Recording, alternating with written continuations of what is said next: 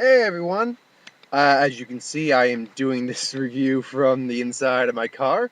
Uh, Actually, if you notice, we do a lot of reviews from the back of the car. We do that because mostly we find it's an effective area to do the reviews. It's good sound quality, and normally we get out of the movie, so we're like, fuck it, do the reviews in the car. So yeah, today today I'm doing it in the car because I need a quiet place to do the review. So, Transcendence, the new Johnny Depp movie coming out. I was looking forward to this movie for a little bit just because I wanted to see Johnny Depp in something where he was kind of giving a damn as an actor again. As much as I enjoy watching Jack Sparrow on the screen, the shtick is getting old. We're getting another Pirates movie in 2016. I'm sure he's got some other Tim Burton-esque stupid crap. So yeah, I just want to see Johnny Depp do something at least semi decent in the way of acting. So what did I think of this movie? Well, I'll get to that in a minute. It kind of hints a little bit. Basically, there will be spoilers in this review. It'll be in as it says in the title. There's going to be spoilers in this review. I'm not going to spoil everything, but I'm going to be spoiling some stuff. So the pretense of the movie: Johnny Depp is a scientist. Him and his wife and a few other people around the world are some of the bravest minds in their time. They're trying to create an artificial intelligence. A radical group, terrorists, basically systematically attack them. Johnny Depp gets mortally wounded, and his wife decides, hey, let's upload his mind on the computer to save him. And things go from there. Transcendence, as he likes to call it. He's transcended to something beyond human. His mind is now a computer program, essentially. It's an algorithm. He's an AI now. Except not being an AI. Or is he? So yeah, I like this movie, but I have some major fucking issues with this movie too. Uh, it, it, where the fuck? I got one of my biggest fucking complaints about this movie, and I think I'll talk a little bit here and there about what I like and what I disliked. Um, One of my biggest, and probably is the biggest issue in this whole goddamn movie. They fucking spoiled the ending in the first 5 minutes of the goddamn movie. I fucking hate movies that do that. Literally, in the first 5 minutes of the movie, you're like, wait, from the way they're acting, shit's already gone down. What? And you see Paul Bettany's character come up, and I like Paul Bettany. His character wasn't bad. I'll get to that in a minute, but no, it's just like the way he explains, he's narrating this and monologuing, and he's like, he speaks in past tense about these characters, and like, so we already know how the fuck this ends between these characters. Thanks a lot. Yeah, we want to know how it led to this, but why? Why do you gotta fucking do that? So that's my first and probably biggest fucking complaint. Second of all, I only liked Johnny Depp in this movie really as a character. None of them were bad actors, and none of them were terrible performances. But frankly, Johnny Depp's the only one you kind of like in this whole scenario. Maybe his wife to a degree. I thought Rebecca Hall, who plays his wife, was going to annoy me a lot more because she was just so emotionally distraught, not believing, and that, oh no, it's not him, it's not him. And it's like, no, it is him, no, it is. It's like, this shouldn't have happened in the first place. I know you're trying to save your husband, but no, just, I'm sorry. That was stupid. This whole scenario was stupid. You shouldn't have done this, woman. Granted, she's not as dumb as the trailer kind of makes her out to be in that regard, but still, she's not that bad. But the only one you really kind of like is Johnny Depp, because he seems like a kind of likable guy in the beginning before he gets terminal and they upload his mind. He's still kind of Jack Sparrowing it just a little bit, or Mad Hattering it just a little bit in the very beginning. Only mildly, you could see some issues as Lawrence. Like there's a scene where he's asking her, "Okay, I'm gonna do this like symposium. Don't ask me to ever do this again. You promise?" "Yeah, I promise." "You promise?" "Yeah, boss." You're joking. That was very Jack Sparrow, almost Mad Hatter like. I'd actually go Mad Hatter, but he's actually really likable in his ways, because he basically explains he's not really out to save the world. He wants to make his wife happy. His wife's the one who wants to be out to save the world. He just happens to be a brilliant man who's married to her and working with her, and it's actually kind of touching in a way, because they do harken back to that thing that the plot point too, that he's not doing it for himself. He's doing it for her. And it is kind of a touching point. And then they upload him into the computer, and the only thing I can think of is he's totally howling this up. He is so Hal from 2001: A Space Odyssey if he was Johnny Depp. And he's really kind of cool. No, please don't. I can't do that. I can't do that, Morgan Freeman, who had no reason to be in this film. I love Morgan Freeman. His name's only on this film to sell tickets. His character served no point. You could have put any other actor in that role. It would have just been just as fine. I love Morgan Freeman. I love his performance, but he just didn't have anything. I'm sorry, Morgan. I love you, but you didn't need to be in this movie. I hope that movie Lucy with Scarlett Johansson and him. It's another science one. She gets a drug that actually starts unlocking more than just 10% of her brain, and shit goes down. He's a scientist who kind of has been studying that theory. I hope he has a better part in that movie than he did in this movie. It wasn't bad or anything, it just he didn't need to be here. The terrorist, I didn't like the terrorist at all. Yeah. Here's a problem with this movie right now. With a movie, for at least part of it, is actually kind of letting you root for the terrorist. Yeah. You got some problems there. You don't root for terrorists. You don't. And I was like, no, we're stringer. Because, okay, Katie Mara is the head of this. It's a radical movement. They're terrorists. They're fucking killing people. They're terrorists. They blew up a fucking, like, college campus computer lab with people in it for no fucking reason other than to make a point. They're terrorists. They're like a radical group that fears technology and their advancements, even though they use fucking lots of technology. They use trackers, they use software, they use a lot of this shit for someone who's advocating against it. They're advocating against the whole AI thing and stuff. It's a fucking hypocrite. She's not likable at all, really, because, well, how you'd have to be doing something magical to make a terrorist likable. No, but at one point you're like, okay, okay, yeah.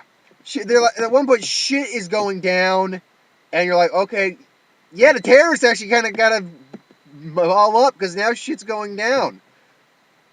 But then you realize, no, I'm rooting for the terrorists, and you know what? In the end, I shouldn't have been doing that, because here's the thing. Okay, I'll go into some things I actually liked about the movie right now before I actually get to my main concern, apart from the ending spoiler. Johnny Depp, I really did like Johnny Depp. He was fucking acting in this movie. I think we've often forgot that when you take out the Pirates of the Caribbean, the Tim Burton movies, Lone Ranger, Mark, I'm sorry if you're watching this, Lone Ranger is really not that good. I still kind of enjoy it. You may still love it, but Lone Ranger's not that good. I'm sorry, dude. But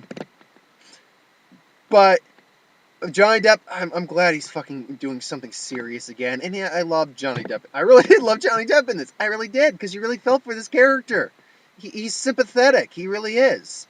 But one of the things I love about that is, up until the very end, you don't know, and this is the main concern they bring up in the movie a lot, which is good. They balance with, you don't know if this is really Johnny Depp or if it's just an AI that's mimicking Johnny Depp. And they toy with that really well. Sorry, my computer just kind of froze on me for a second. They can toy with that really well. You're like, at first you're like, okay, this is Johnny Depp. No, it's not Johnny Depp. Oh, it is. Oh, okay, it is. No. And, at least for me, I'm just like, I'm really curious. Is this Johnny Depp or is this a fucking computer? And I'm not gonna spoil that, though. I think you can probably guess which one it actually is, because it leads to actually a really good ending between him and Rebecca Hall's character, his wife. But I actually like the fact that it really did make you wonder: is this Johnny Depp? Is this not? I'm confused, and I kind of like that. Some of the cinematography was beautiful. Oh my! There were some shots like Northern California that were just so beautifully shot. It was just such great aerial views. I can't say much. I can't say much about that except, yeah, there's some. I mean, some of the shots were a little odd. There's a lot of scenes of Johnny Depp as his face on the computer, which makes sense because he's on the computer and he's going his way to communicate with his wife. But some of those shots were kind of odd because he's got giant glass walls in the room which he appears on. I do like the overall concept of this movie because it's dealing with advancements and what's wrong, what's right. What does it mean to be human? It makes you think, and that's a good that's a good merit of a movie. When it actually makes you think about the topic and it's going over. Granted, I wish they would have gotten more into the topic because they deal with some topic like, what does it mean to be human? What does it mean to be self-aware? What is it? Where do we draw the line of advantage? Like nanotechnology. There's scenes with nanotechnology that are really cool. You see almost like a liquid metal moving. They talk about hybridization between man and machine, which is kind of interesting. They just don't go in enough depth about it to really care beyond, oh, this idea is really cool. Yeah, that's it. They don't go enough in depth. They don't go the full 9 yards with this. And it's kind of upsetting because it was a really cool concept, and they just didn't fully realize it. It was cool to see Cole Hauser again in the movie. Cole Hauser, for if you don't know who Cole Hauser is, if you ever watched, like, say, The Cave, or probably better yet, Pitch Black, he was Johns in Pitch Black. He was the Merc. I'm just like, because I'm looking at it, it's like, I recognize that voice. I recognize that face. That's Cole Hauser. Fuck yeah, that's Cole Hauser. I haven't seen Cole Hauser in movies in years. I want to see Cole Hauser in more shit. Yeah, no, but I can't think of anything really else to say about this. Okay, there was a few science moments, I guess would be the best way to put it, that I'm like, that doesn't make a lot of sense. Oh wait, okay, now they're explaining it. It still doesn't make a great lick of sense. There's a scene where you see the nanotechnology disperse, and I'm watching this, and all of a sudden clouds are forming. I'm like, wait, so the nanites control the weather now? Is that it? And he's like, no. They vaporized, and now they're in the water. That doesn't make a lot of sense, because how did it make the fucking cloud? And their plan for fucking stopping them was so fucking stupid.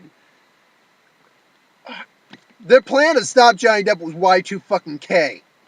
They shut down the entire internet grid. All technology was essentially shut down for an extended period of time. And this takes place over like a span of 5 years. So I like year 3, I think, this at the end of the movie happened. Oh, the end of Johnny Depp happens.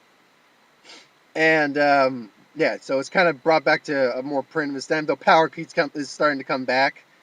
But no. These are the dumbest plans I've ever heard. We're going to stop this by wiping out the entire world's power grid. Yeah. That's dumb. Oh, man. And that's, I think, the biggest problem with this movie is that all the smart people in this movie are fucking idiots. My God.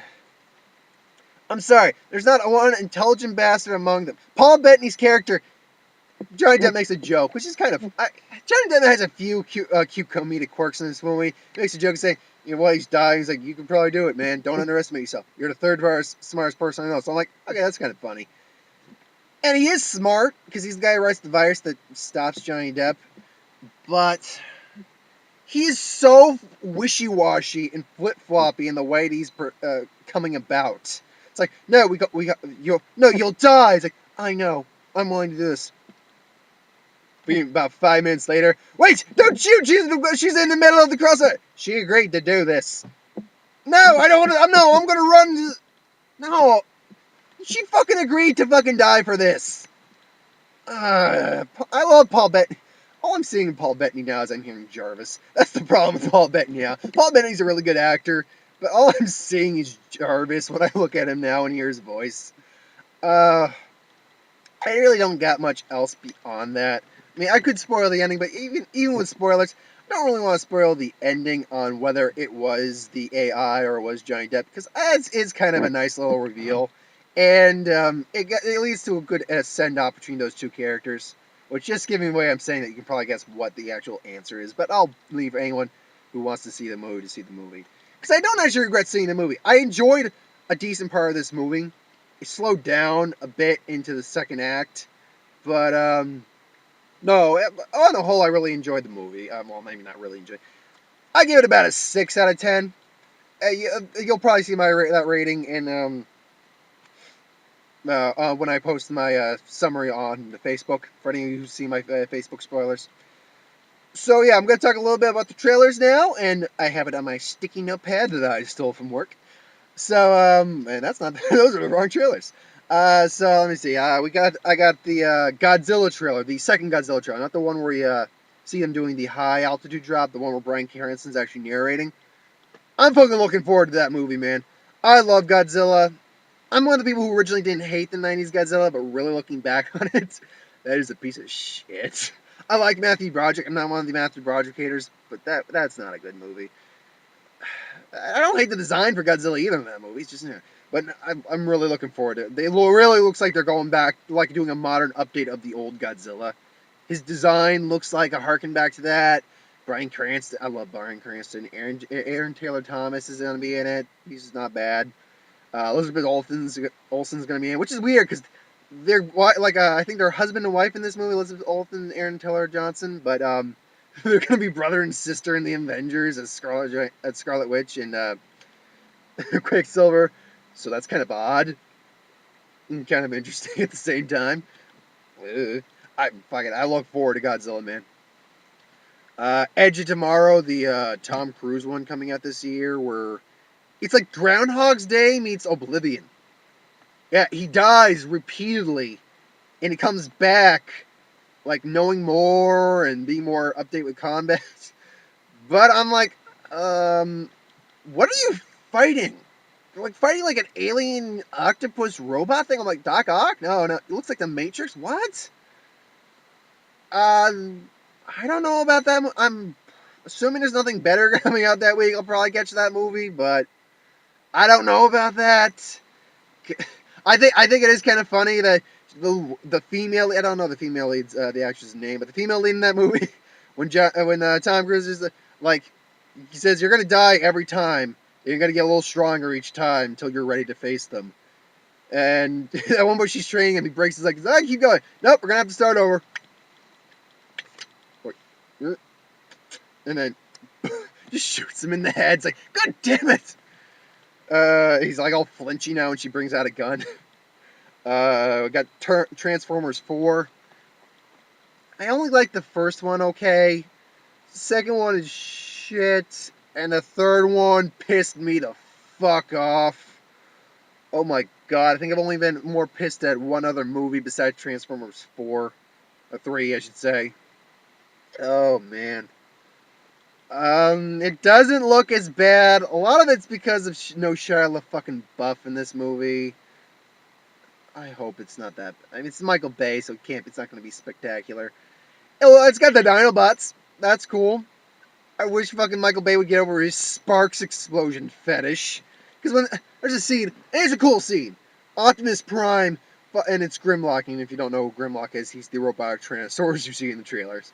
Or Grimlock's charging Optimus. Optimus like fucking bats him with a shield. He goes flying down, hits the ground. His face is just like gouging the ground out, and then sparks just come off his face. What? No. The only time sparks make sense in a Transformers movie is when a robot is hitting another robot and metal clashes. That would be the only logical explanation for sparks coming off. Michael Bay, get over the fucking sparks fetish. I'm sorry. Get over it. Got the Guardians of the Galaxy trailer again. I'm not going to keep talking about it every time I get it, because I'm probably going to get a lot with movies I go see. But it's fucking Guardians of the Galaxy, man! Rocket Raccoon! Groot! Peter Jason Quill, man, who was played by, Chris Pratt. Chris Pratt's funny as hell, man. He looks like he's gotten in shape for this, too, so it's going to be a fun sci-fi action Marvel movie. I'm completely for that, man.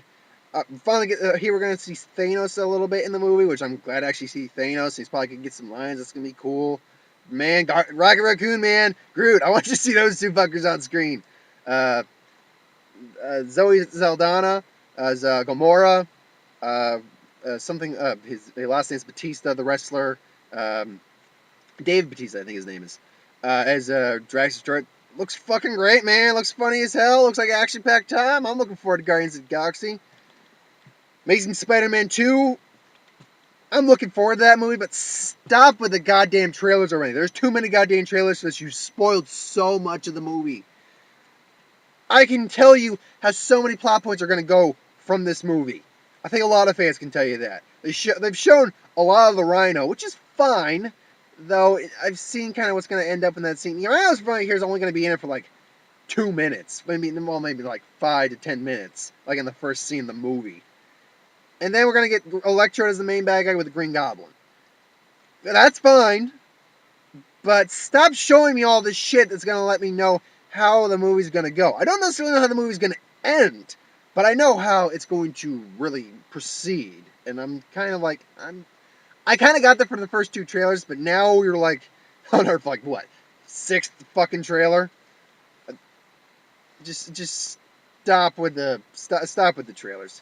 Last one I got was X-Men Days of Future Past, not the newest trailer, which was really fucking good. It had fucking Zeppelin play. It had Kashmir in the trailer. That was boss. Yeah, I just said that was boss. Yeah, the newest X-Men trailer has Kashmir in the background soundtrack. I'm like, yes. No, I got the one that came out before that. I'm fucking down for X-Men, man. Who wouldn't be fucking down for X-Men? Got the X-Men First Class cast coming with the old X-Men cast. That's fucking awesome. Patrick Stewart, John McAvoy, Michael Fassbender, Ian McKellen, Hugh Jackman's back, Halle Berry's back, man. I got the old beast coming back. I don't know that guy's name, but yeah, it's a time travel based scenario and the Sentinels show up, man. It's fucking awesome. I've heard some people complain about the future Sentinels look like, but you know what? I think they look kind of cool. It's gonna get dark, man. I know for a fact that body count's gonna rise in this movie. I'm all for X-Men, man. I'll be there, maybe opening night. So yeah, that's my thoughts on the trailers and my thoughts on Transcendence. Real quick sum up. I liked the movie, but it had some major fucking issues. Some big problems, in my opinion. But yeah. So thanks for watching. I will see you folks at the next one.